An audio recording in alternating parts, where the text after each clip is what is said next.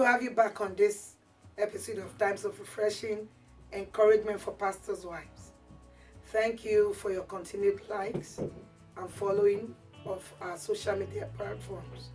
I also want to use this opportunity to say a big thank you to everyone who sent in their comments when we had Pastor Wumi Agunbeade speak to us.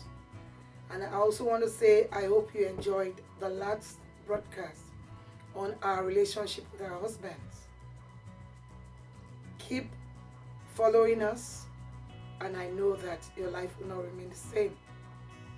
Today on Times of Refreshing, we want to talk about how to handle offenses. See, as pastors' wives, and for even those of us who are not pastors' wives but follows this forum, there are so many times offenses comes our way. And offenses would always come. But whatever you do with it is what matters most. So don't go anywhere. We'll be right back after the break. See you then. Make sure to like our Facebook page at Times of Refreshing with Pastor Toyin and subscribe to our YouTube channel at Times of Refreshing with Pastor Toyin, and you will be truly blessed.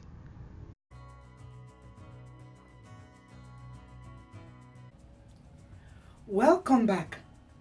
Now that we established that offenses would always come, what then do we do with offenses? One of the foundations I want to lay is the fact that the church consists of people from different walks of life, different background, different culture. We are all created by God, but we all have different DNAs and different fingerprints. That is why we all have different characters.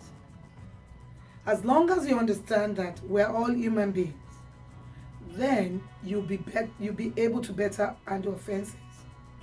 Because we are born to make mistakes as human beings. So what then do we do? Do we let this consume us and become, malice and other things that are not right? How do we do it? We need to handle it God's way. The first thing I want to encourage us to do as a pastor's wife, or even any of us who are watching this broadcast, is that we must be open-minded. It is important for us to be open-minded. When you are open-minded about people, you are able to deal with them and see the good side of them. If you have any misconception or preconception about anyone, when those people do things that are not supposed to offend you, you would easily get offended. So keep an open mind and you'll be able to better relate with people. What else can we do? We must also love members of the church, just like Christ loved us. The Bible says that while we were yet sinners, Jesus Christ died for us. It wasn't because we were good. It wasn't because we were void of mistakes. It was simply because of his love, unconditional love. And that is what God expects from us. When you have love for people, you'll be quick to dismiss some of the little petty offenses that comes our way.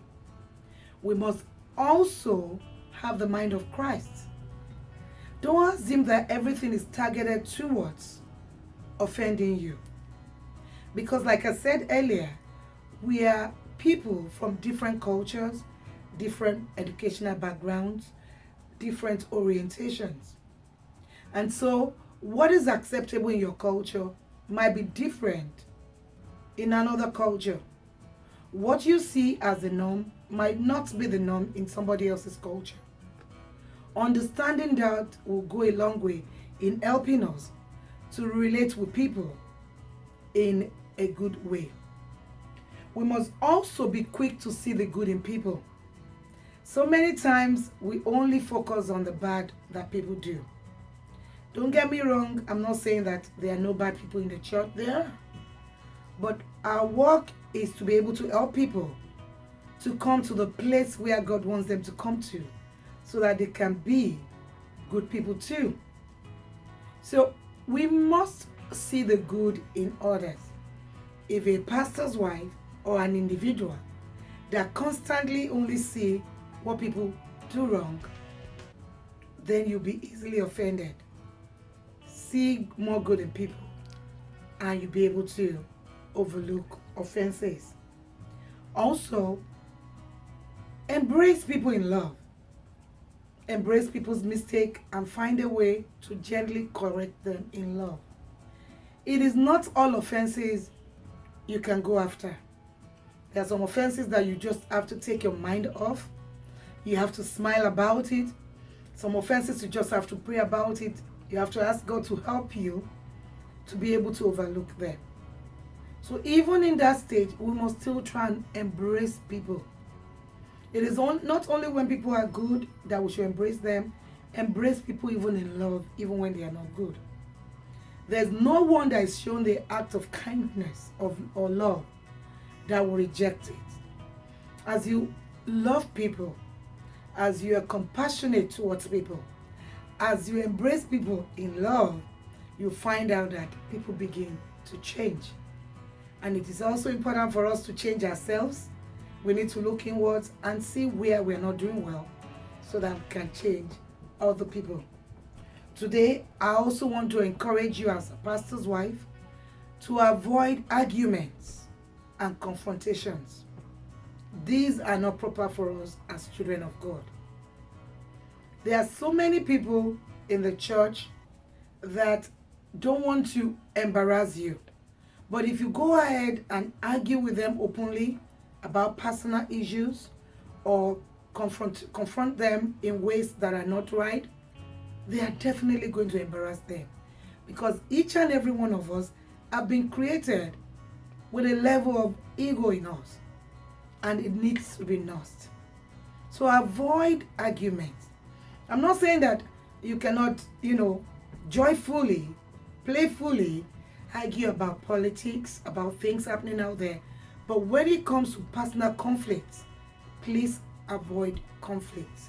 Avoid arguments.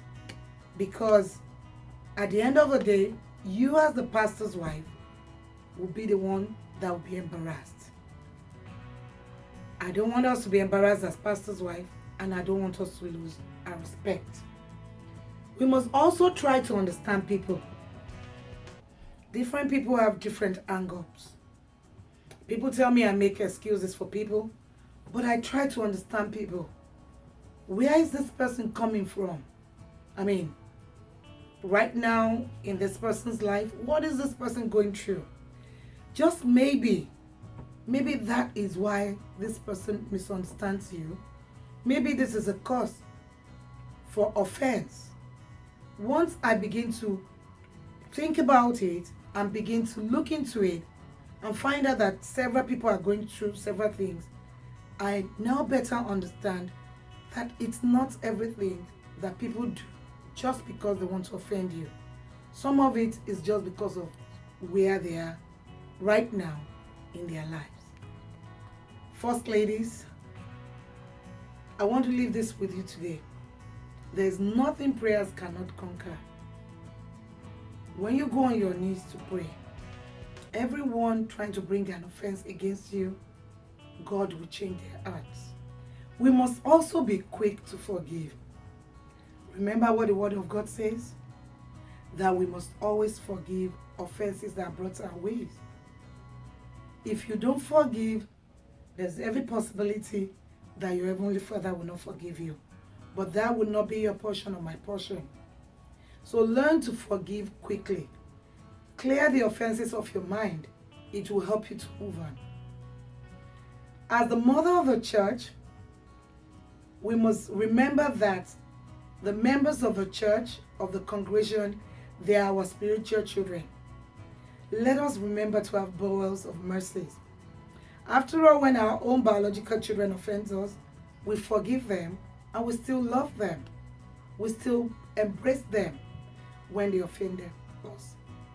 That is how it should be for your spiritual children. When you're offended by anyone in the church, just embrace them back with your bowels of mercies. It is very important for us to let go of offenses Because if you don't, your peace is at stake. And if we don't let go of offenses, also, our Heavenly Father will not easily forgive us.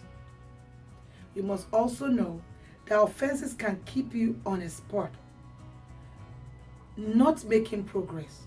That is not what God wants for us.